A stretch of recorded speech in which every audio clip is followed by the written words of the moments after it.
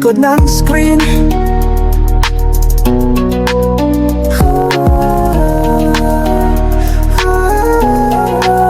Sa likod ng screen may script na hawak, paulit-ulit pare-pareho ang utak. Isang click bayat kung siya'y tahimik, kahit ang totoo ay pilit sinasabit. Profile na bago, pangalan ay peke, ngiting may filter, salita'y may peklat. Sa comment section sila'y naglalakad, bigdag pang kasinunggaling ang paulit-ulit na yakap. Hindi tanong ang hanap, kundi away.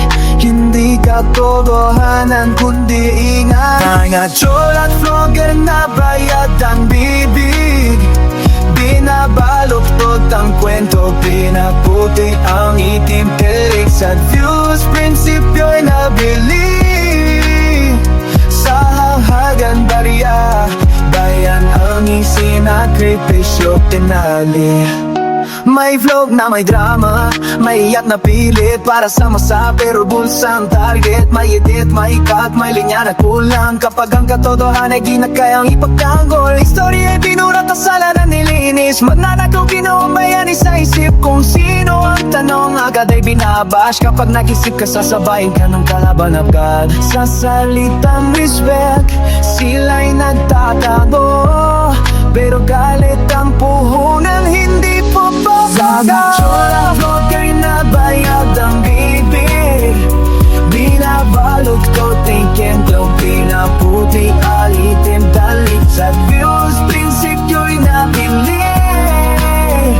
Sa hagang daya, bayan ang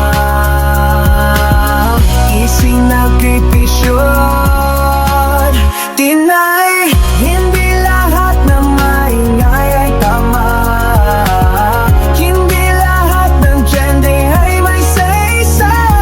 Darating na nahuling inaw ang mata, kapag ang katotohanan ang kusang sisigaw.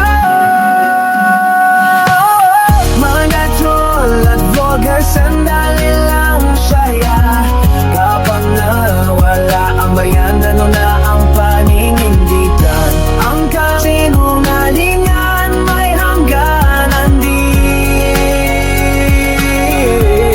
pero ang katotohanan sa ginbaba mo nagigising. Sa likod ng screen kami gisaya, hindi na uba ang tako at drama. Kahit maulit-ulit nyo pang isigaw, ang bayan ng hahatol sa taang panahon.